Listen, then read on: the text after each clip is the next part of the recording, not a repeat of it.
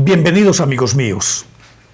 En este viaje de historias que siempre traigo conmigo, la de hoy es una continuación del capítulo anterior en el que estábamos hablando sobre el asesinato de Jorge Eliezer Gaitán, y van a ver ustedes este desenlace, pero será después de invitarlos a todos para que se suscriban en mi canal de YouTube, que es Néstor Armando Alzate y Lógico. Ese es mi canal oficial. Denle me gusta, activen la campanita para que reciban notificaciones. Y si ustedes quieren, también suscríbanse en mi fanpage de Facebook, Néstor Armando Alzate TV 2021. En Spotify tengo unos podcasts que yo sé que son muy interesantes, ahí aparecemos como Ilógico. En Instagram estamos como Néstor Armando Alzate TV 2021, en Twitter como Ilógico Producciones, y denle me gusta en todas estas publicaciones que hago en las distintas redes. Pues bien, recordarán que en el capítulo anterior terminamos en el momento en que ese asesino, Juan Roa Sierra, huye del lugar después de dispararle 4 tiros a Jorge Eliezer Gaitán, 5 de los cuales impactó 4. Salió corriendo y un policía lo logró coger, le quitó el revólver y ya se lo iba a llevar cuando venía la turba, que ya se había dado cuenta de lo que había ocurrido y quién era, a quién le habían hecho ese atentado. Y al saber que era al negro, que así le decían a Jorge Eliezer Gaitán, el pueblo lo llamaba el negro, porque lo sentía muy propio, muy suyo, porque era de sus entrañas, porque era un hombre que había nacido de la clase popular y había llegado a donde estaba fuerza de tesón, y era el campeón de los pobres, el que defendía a los pobres, y por eso le decían el negro. Cuando se dieron cuenta que era al negro al que le habían disparado, enardecida la multitud, particularmente por ahí por la cuadra había muchos emboladores y artesanos, la emprendieron contra este Juan Sierra Roa, y el policía, mirando para todas partes buscando un salvavidas, vio la farmacia allí, la farmacia Granada, y se fue con él y casi que se lanzó adentro de la farmacia, e inmediatamente cerraron la reja. Y cuando cerraron la reja, la turba empezó a darle golpes a esa reja para tratar de tumbarla, y dele pata, puños, palo, le daban de todo a esa reja para tratar de tumbarla. Y adentro Juan Roa Sierra, temblando como una hoja, lívido, presa del miedo, pálido, les decía: no dejen que me maten, no dejen que me maten. Y entonces el dueño de la farmacia le dice: hombre, pero ¿usted por qué asesinó? ¿Usted por qué mató al doctor Jorge Eliezer Gaitán? Y él dijo: ay, no lo puedo decir, yo no lo puedo decir. Y mientras tanto los golpes tratando de tumbar la reja, y estos también con pánico, porque de hecho si tumbaban la reja no solamente era probable que pues lo lógico era que se lo llevaran a él, pero era muy probable que los hirieran a todos. Y un dependiente llamado Hernando Albarracín le volvió a preguntar, le dije: ¿quién lo mandó a matar? Díganos, ¿quiénes mandaron a matar al doctor Jorge Eliezer Gaitán? Y él dijo: no puedo decir, hay cosas que yo no puedo decir. En esas tumbaron la reja y sacaron al tipo que trató de aferrarse a un brazo de Albarracín y se le llevó parte de esa bata blanca que usan los farmacéutas. Pero inexorablemente lo sacaron. Y lo primero que hicieron fue, cuando salieron, una zorra de esas en las que acarrean cosas, una carreta, pues que a él la llamaban zorra, se la descargaron en la cabeza. Y enseguida lo cogieron, le dieron con las cajas de embolar, le dieron con barras de hierro, con palos, a puntepata, en fin, en cuestión de minutos era una masa sanguinolenta ese Juan Roa Sierra. Y entre tanto, con él en la calle, en la otra acera, allá, estaba el hombre del gabán gris con el que había estado antes merodeando alrededor de la oficina de Jorge Eliezer Gaitán con Juan Sierra, es decir, Juan Roa Sierra con ese individuo que había estado merodeando. Desde allá el tipo del gabán incitaba a la muchedumbre y le decía: línchenlo, línchenlo, el tipo de allá. Pero empujaba a la gente para que acabaran de volver papilla a Juan Roa Sierra. Cuando él vio eso, les gritó a la multitud, que tenía ascendencia sobre esa multitud, y dice: ¡todos a Palacio! Cuando dicen todos a Palacio, significaba que era el Palacio Presidencial, en donde vivía pues en ese momento Mariano Ospina Pérez, que era el presidente. Pues la gente arrancó arrastrando esa masa sanguinolenta de los tobillos, que era lo único aparentemente intacto, obviamente pues muy macerado y muy destruido, pero por lo menos se podía identificar que eran los pies. Y entre tanto el tipo del Gabán se montó en un auto de lujo y se perdió. La masa siguió con él, arrastrándolo, lanzando arengas contra el gobierno, y obviamente, como sucede siempre en una situación de estas, se vuelve demasiado caótica. Entonces la gente empezó a saquear los almacenes.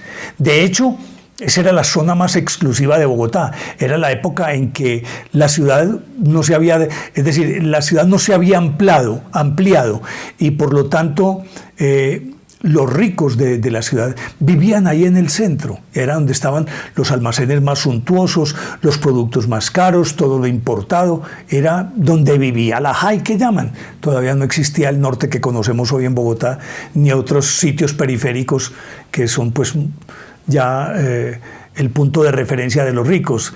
Y ahora el centro es un sitio demasiado pauperizado, pues demasiado empobrecido, con mucha delincuencia y todo lo que se quiera, como sucede siempre con los centros de las ciudades, que se van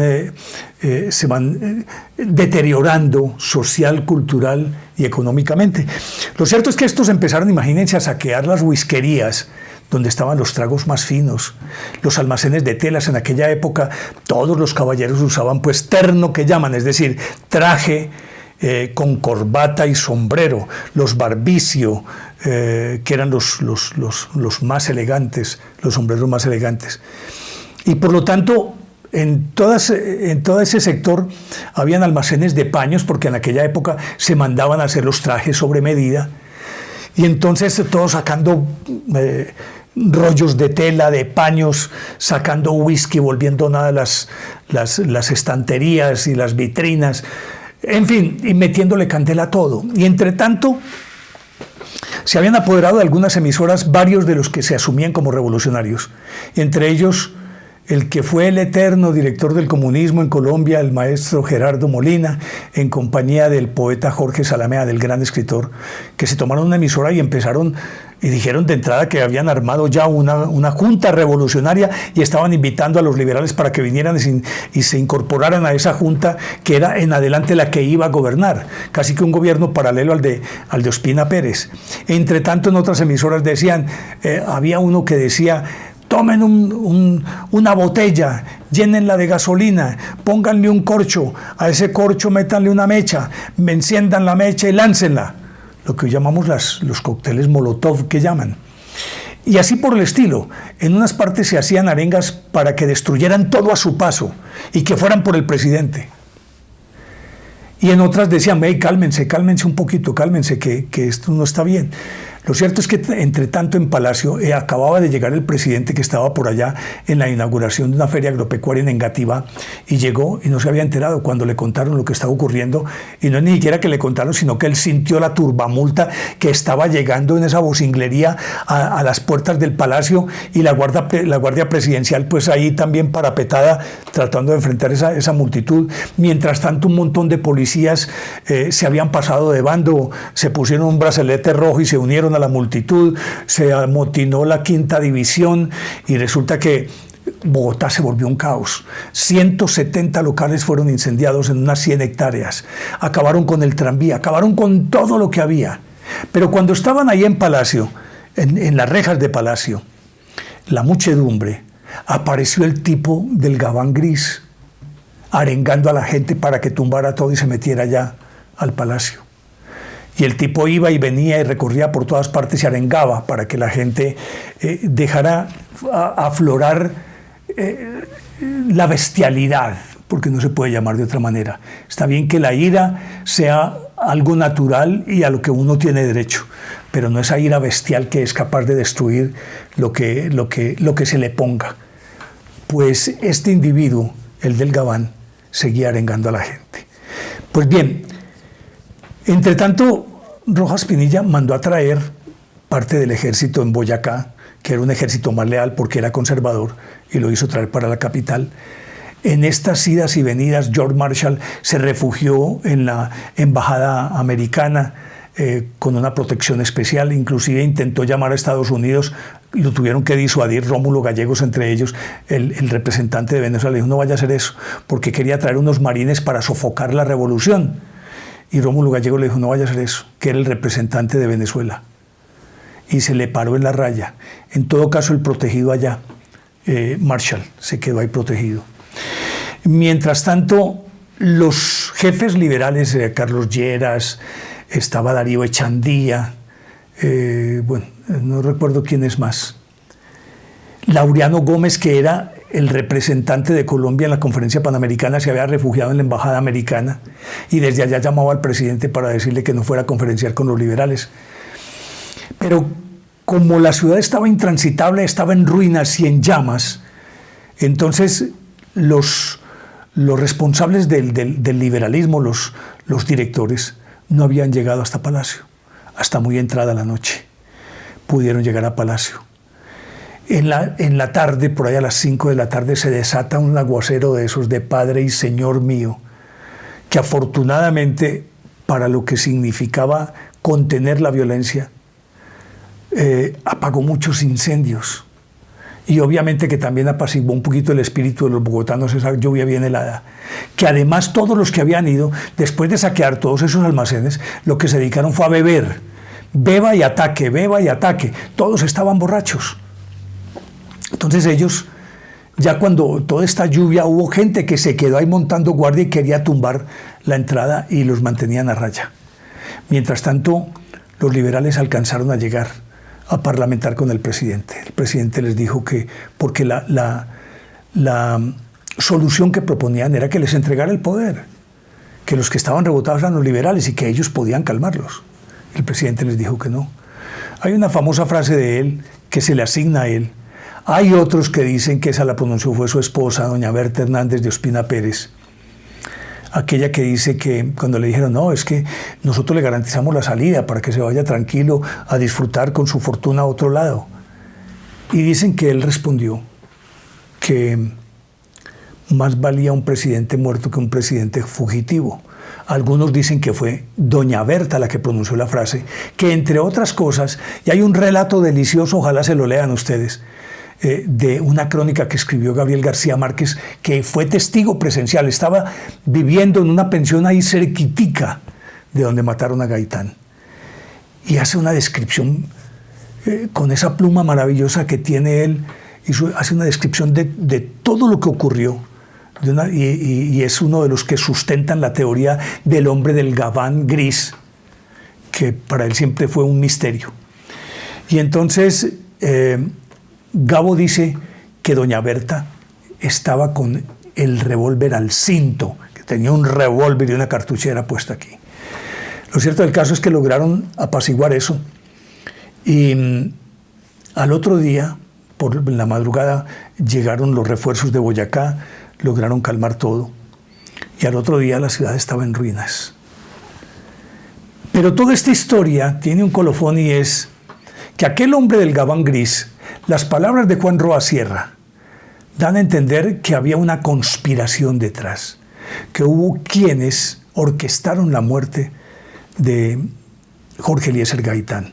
Su esposa, doña Amparo, sostiene la teoría, o sostuvo toda su vida la teoría, en los procesos que hubo, sostenía la teoría de que a él no le disparó Juan Roa Sierra, sino que a él le dispararon desde el café del frente, que no fue Roa Sierra, que él era el chivo expiatorio. Él era el que había que señalar para desviar la atención. Y dicen que el hombre del gabán era el que había orquestado todo esto y fue el que abrió la tronera para que pudiera escapar el verdadero asesino. Dice esta señora que fue desde enfrente. Otros afirman que los balazos vinieron de otra dirección y fueron 3. Lo cierto del caso es que la teoría de la conspiración siempre estuvo flotando en el aire. Que Roa Sierra solamente fue un chivo expiatorio, pero que atrás de esto hubo una conspiración muy bien montada. Ahora, la pregunta es, ¿quiénes lo mandaron a matar? Al parecer, como sucede siempre en las películas, Hay muchos potenciales sospechosos. Algunos dicen que el conservatismo, porque él se había constituido en una amenaza para ellos y a su statu quo. Un sector del liberalismo que no le perdonaba que hubieran perdido la presidencia aparentemente por su culpa. Otros dicen que fue el mismo Marshall el que trajo la conspiración de Estados Unidos. Y otros más que fue Fidel Castro. Pero la pregunta aquí es, Fidel Castro, inclusive, había hablado con él meses antes, y cuando llegó aquí a la conferencia, como admiraba a Gaitán, le pidió una cita. Ese mismo día, a las 2 de la tarde de ese viernes 9 de abril de 1948, Gaitán se iba a reunir con Fidel Castro. Dice Gabo en su crónica que seguro que no habría sido posible esa reunión, porque como él se fue de almuerzo con sus amigos, era un almuerzo de toda la tarde, no habría cumplido la cita. En todo caso, hay varios potenciales responsables, pero nunca se pudo saber quién fue, cómo montaron todo esto para matar a Jorge Eliezer Gaitán. Pero en un momento crítico de la historia de Colombia, mataron a Jorge Eliezer Gaitán y eso desató, no digamos que desató, no, esa es una mentira, que siempre nos han dicho que la violencia comenzó con la muerte de Gaitán, eso es falso. Simplemente ese acto reverberó esa violencia rampante que venía desde los albores mismos de la República. Es decir, reavivó el fuego, atizó la hoguera de nuevo. La hoguera estaba encendida pero con rescoldos, era un rescoldo. Había tizones humeantes porque había demasiado resentimiento, demasiada ira contenida. Y no solamente de liberales, sino de conservadores. Es decir, la desigualdad, la inequidad que ha sido una constante en Colombia. Esos tizones estaban ahí en el rescoldo, eran rescoldo. Pero simplemente la muerte de Jorge Eliezer Gaitán atizó ese rescoldo y volvió la fogata e incendió a Colombia. El 9 de abril de 1948. Pero ¿quién lo mató? Es algo que nunca se sabrá. Porque por donde lo miremos, todos aquellos que pudieron tener que ver con esto, como testigos, como curiosos, como actores o como políticos, todos están muertos y se llevaron el secreto a la tumba. ¿Cómo les parece esta historia? Espero que les haya gustado y de ser así, denle me gusta. Activen la campanita para recibir notificaciones y no se les olvide suscribirse en mi canal de YouTube, Néstor Armando Alzate, y Lógico, mi canal oficial. ¿Cómo les pareció esta historia? ¿Lógico o ilógico esta teoría de la conspiración? Ustedes deciden.